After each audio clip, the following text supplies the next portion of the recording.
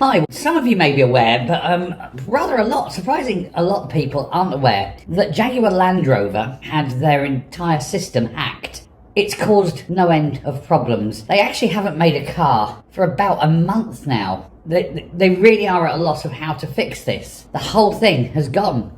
And we're not just talking about things like, records, payroll, cash book, accounts, but things like the computer-controlled production lines aren't working. Millions of lines of code that help guide the production line that say, right, we need this particular model, we'll need this, and this, drag them up and so forth. All that just-in-time delivery at the production line, ready for this car model, or this variant, or that variant, or whatever. It's all gone. It's all broken. And they're really struggling. So much so that one MP, his name is Sakib Bhatti. He is an MP at Meridian and Solihull East, where one of the Jaguar Land Rover JLR factories are. And he's saying it isn't just affecting the people in JLR itself, of course, but all the supply lines, because all these suppliers are geared up to supply JLR. Well, they're not supplying them because they're not building, so they've got stock sitting there, they're not getting in, so their suppliers and so forth down the line. It's a lot of people. He estimates maybe 100,000 people currently effectively not working. And he's going to ask, or has asked, Rachel Reeves to step in and basically furlough them at public expense.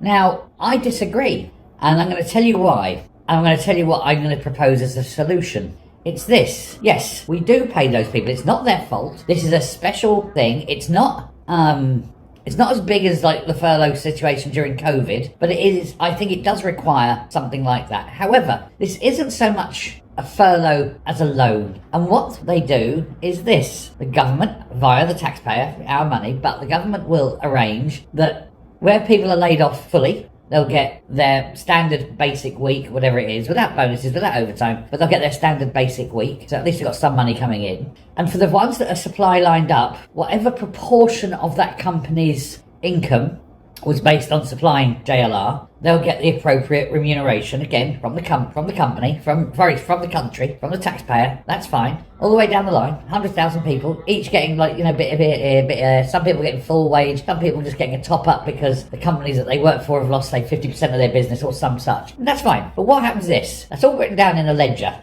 And we charge the commensurate interest rate. It's 4%, isn't it, at the moment?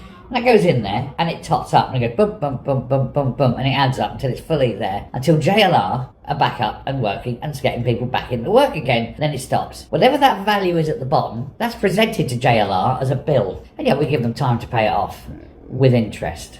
And that way we do get the money back. And if JLR aren't able to pay that bill back, then we'll take it back in the form of shares, of stock. And the company will actually have to give up, starting with its directors. Its directors will have to sell their or give their stock to the government, to us, the taxpayer, in order to repay those loans. I think that's eminently fair. You're going to say, well, it wasn't the board of directors' fault, wasn't it? Yes, somebody hacked them, but they obviously didn't have enough foresight to make sure that there was defences there to stop that. They obviously didn't invest heavily enough in cyber defence. So yeah, it is their fault. Partially, yeah. 50% of their fault. 50% the person who did it, 50% Jaguar Land Rover board for letting it happen. So I think that's fair. Now, if you've got this, and as I say, it's a unique and exceptional case.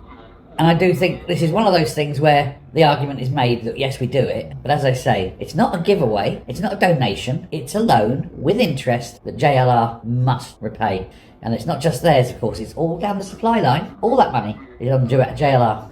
Let me know what you think about that. Thanks very much. Bye. Hit the subscribe button. Thanks a lot.